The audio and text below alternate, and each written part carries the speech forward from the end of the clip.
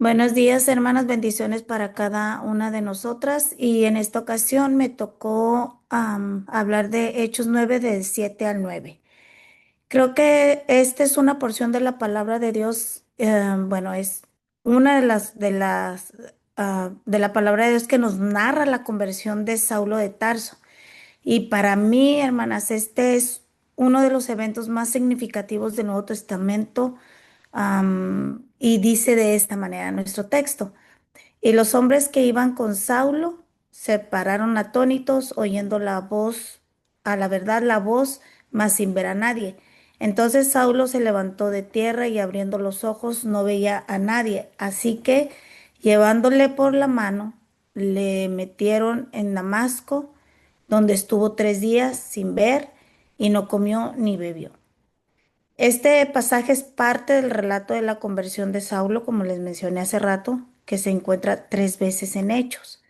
Capítulo 9, que es el que estamos estudiando en estos momentos, y es narrado por Lucas en tercera persona. El capítulo 22 es contado por el mismo Pablo ante los judíos, y en el capítulo 26 contado ante el rey Agripa.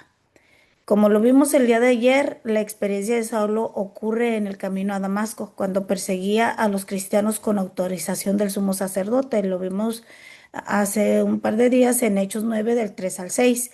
Y los versículos 7 al 9 describen las consecuencias inmediatas de este encuentro. Y vamos a ver verso por verso en estos pocos minutos lo que significan pues estos versículos. Y los hombres que iban con Saulo se pararon atónitos, oyendo la verdad, la voz, mas sin ver a nadie.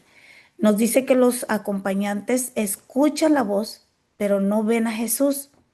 Aquí, mis hermanas, se produce una tensión lingüística. ¿Por qué? Porque en Hechos 22:9, Pablo no, lo narra con estas palabras. Los que estaban conmigo vieron a la verdad la luz y se espantaron, pero no oyeron la voz de aquel que hablaba conmigo. Pareciera que hay una contradicción, pero el griego, el idioma original, lo aclara todo y nos dice a lo que se refiere. Nosotras, hermanas, a veces leemos en nuestro idioma y pareciera que no entendemos ciertas cosas o claramente, pero hay que recordar que la Biblia, la palabra de Dios, jamás se va a contradecir. Y es importante saber un poquito de esto porque muchas veces nos pueden venir a decir los incrédulos o aquellos que no siempre están contradiciendo lo que dice la palabra. Nosotros debemos de tener explicación a estas cosas, aunque sea un poco, hermanas, porque una cosa sí es segura, a los incrédulos, o los que quieren poner pretextos para no venir a los pies del Señor, usarán cualquier excusa, pues, para no hacerlo. Hechos 9:7 se usa en genitivo. ¿Qué quiere decir esto? Dice que oyeron la voz, pero la voz en general. Y en Hechos 22:9 se usa en acusativo. No entendieron el contenido de la voz, a lo que significa oyeron el sonido, pero no comprendieron las palabras. Lo que nos quiere decir que Saulo fue el único que entendió el mensaje porque, como lo decía ayer nuestra hermanita Lucy, la revelación era personal y directa. Lo vemos en los versículos 5 y 6 del capítulo 9. Esto no quiere decir que los acompañantes no tuvieron la oportunidad de escuchar en algún momento las palabras de salvación. Sin embargo, la Biblia ya no vuelve a mencionar qué sucedió o qué decisión tomaron o qué es lo que pasó con ellos después de este suceso tan importante y espectacular. La voz de Cristo se dirige a una persona, pero es percibida por los demás como algo sobrenatural, incomprensible. Y este detalle subraya que la llamada de Dios es personal. Muchos pueden oír algo, pero solo algunos pueden entender su sentido espiritual. Juan 12, 28, 29 tenemos un ejemplo de esto. Padre, hablándole a Jesús, dice el texto, Padre, Y aquí está hablándole a Jesús, ¿verdad? Glorifica tu nombre. Entonces vino una voz del cielo. Lo he glorificado y lo glorificaré otra vez. Pero el versículo 29 dice, y la multitud que estaba ahí había oído la voz.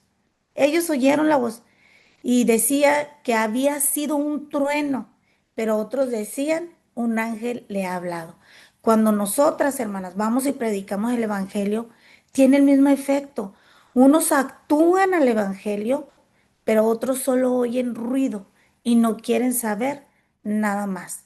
El versículo 8 dice de esta manera, entonces Saulo se levantó de tierra y abriendo los ojos no veía a nadie. Así que llevándole por la mano, le metieron en Damasco. Aquí hay palabras claves. Levantándose del suelo, abriendo los ojos, no veía nada o no percibía a nadie y guiándole de la mano. Demos explicación a esto. Saulo cae al suelo, dice el versículo 4, ante la manifestación gloriosa de Cristo. Se levanta, pero está ciego físicamente. La luz celestial que menciona el versículo 3 del capítulo 9 le deja ciego. Probablemente su ceguera, probablemente por causa de algo sobrenatural, por supuesto, y me refiero a que su ceguera no fue natural, o sea, no fue a causa de una enfermedad, un accidente, no, fue algo sobrenatural. La frase abriendo los ojos y que diga no veía a nadie enfatiza su importancia porque sus ojos funcionan, pero la visión le fue retirada por Dios. Estamos viendo a un perseguidor que creía ver claramente la verdad y que ahora está ciego, dependiendo de los que antes consideraba inferiores. La ceguera física refleja la ceguera espiritual de Saulo antes de Cristo y Dios cierra sus ojos naturales para abrir su visión espiritual. Al ser guiado de la mano, el orgulloso fariseo aprende dependencia y humildad. Y en el versículo 9 dice, donde estuvo 3 días sin ver y no comió ni bebió. 3 días. Y sabemos que el número 3 es un número simbólico de transformación y resurrección. Fueron como los 3 días de Cristo en el sepulcro. La frase sin ver y no comió ni bebió sugiere un estado de ayuno total y quebrantamiento espiritual. En este tiempo, Saulo, vamos a ver, procesa el encuentro con Cristo, reflexiona sobre errores y pecados, espera instrucciones divinas que vendrá por medio de Ananías y lo vemos en los versículos 10 y 12 que más adelante los vamos a estar estudiando. Y este periodo, hermanas, es una muerte simbólica. Y mire qué maravilloso es esto, hermanas. Aquí muere el perseguidor y nace el apóstol. Lo vemos en Gálatas 2:20. Es un versículo precioso que dice, con Cristo estoy juntamente crucificado y ya no vivo yo, mas vive Cristo en mí. Y lo que ahora vivo en la carne, lo vivo en la fe del Hijo de Dios, el cual me amó y se entregó a sí mismo por mí.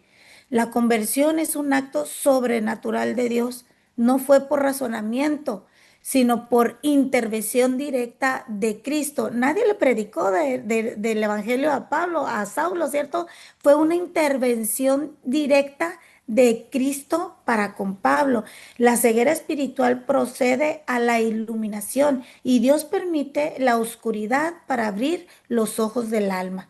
Número 3, la humillación procede al servicio.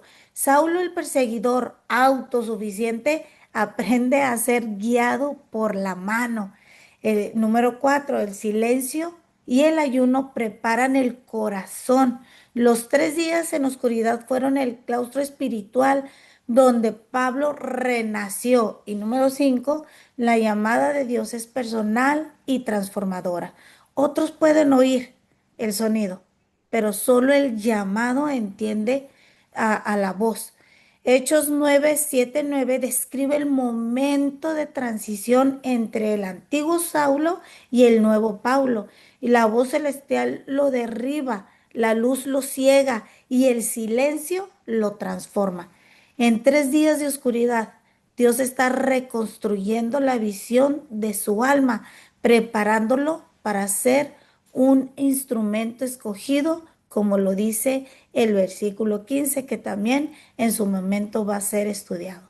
Esta es mi porción de la palabra, hermanas, y espero que hayamos aprendido y que el Señor nos ilumine cada día y nos bendiga siempre. Bendiciones, mis amadas hermanas.